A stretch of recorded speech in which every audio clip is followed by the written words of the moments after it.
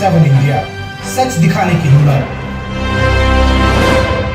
जगत गुरु योगेश्वर भगवान श्री कृष्ण ने विश्व मान्य ग्रंथ गीता का गायन विश्व कल्याण के लिए किया और अवंतिका पीठाधीश्वर परम पूज्य स्वामी रंगनाथ आचार्य महाराज की अध्यक्षता में जीवन मुक्ताचार्य डॉक्टर रमेश कुमार पांडे सहित अन्य संस्थापक सदस्यों के अथक प्रयासों से श्री कृष्ण की विद्यास्थली उज्जैनी में विश्व गीता प्रतिष्ठानम की स्थापना श्रीमद् भागवत गीता को विश्व में प्रतिष्ठित करने हेतु श्री कृष्ण जन्माष्टमी के दिन 26 वर्ष पूर्व की गई थी। वर्तमान में अनेक शाखाएं गीता संस्कृत स्वाध्याय मंडलों के माध्यम से विभिन्न स्थानों पर गीता उच्चारण एवं आचरण शिक्षा हेतु सक्रिय है। श्रीमद् भागवत गीता के प्रचार प्रसार के साथ इस महान ग्रंथ की लोक कल्याणकारी शिक्षाओं को जन जन के लिए सुलभ कराने में रत विश्व गीता प्रतिष्ठानम उज्जैनी का स्थापना दिवस विभिन्न गीता स्वाध्याय मंडलों के द्वारा श्री कृष्ण भगवान के अवतरण दिवस श्री कृष्ण जन्माष्टमी महोत्सव के साथ हर्षोल्लास से प्रतिवर्ष मनाया जाता है। इसी क्रम में केंद्रीय मार्गदर्शन अनुसार गीता स्वाध्याय मंडल गुना के द्वारा भी श्री पिपलेश्वर महादेव मंदिर रेलवे स्टेशन पर विगत सोमवार को कार्यक्रम आयोजित किया गया। आयोजन का शुभारंभ भगवान और उनकी अमृतवाणी गीता का पूजन कर महंत कैलाशगिरी महाराज और मध्य भारत प्रांत के अध्यक्ष पंडित ओम प्रकाश पराशर ने किया। तत्पश्चात लड्डू गोपाल का पूजन प्रचार प्रमुख पंडित मनोज शर्मा ने किया। भगवान के बाल स्वरूप सुदर्शन के अंतर्गत अभिनंदन पांडे और शिवांश सिंह रघुवंशी तथा शिवादित्य शर्मा ने बाल लीलाएं करते हुए भगवान श्री कृष्ण के बाल स्वरूप का दर्शन भक्तों को कराया।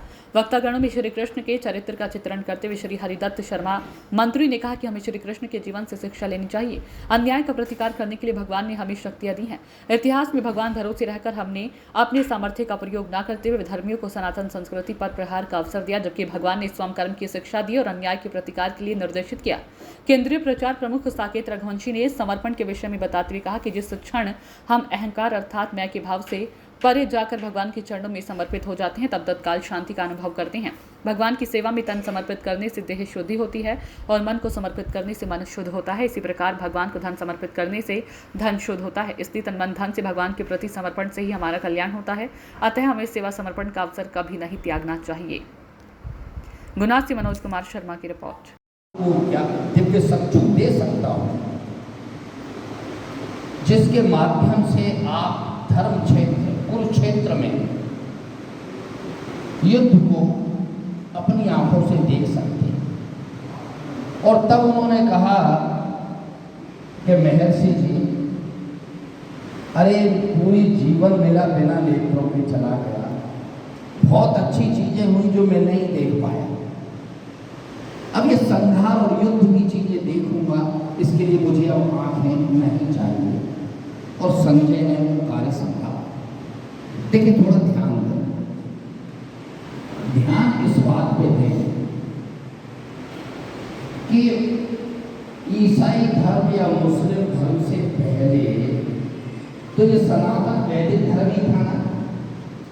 जब परमात्मा ने सृष्टि की उत्पत्ति की, सही से बैठो बेटा पीछे।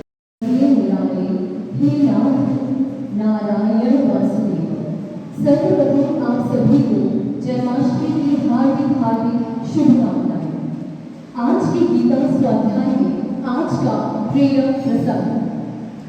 एक बार एक स्त्री को उसके एक मित्र ने नथनी दी होती है, तो वो अपनी सहेलियों को दिखाती है, देखो मेरी नथनी कितनी सुंदर है।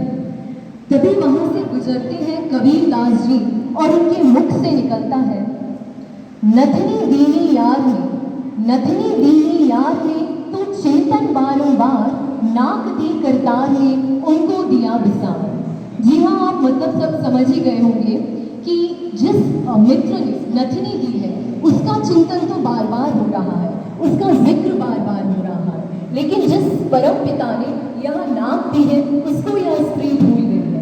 तो ये बात हमारे साथ भी होती है कि हम सांसारिकता में इतने खो जाते हैं कि जिस परम पिता ने यह जीवन दिया है उनका स्मरण भी भूल जाते हैं। आज जन्माष्टमी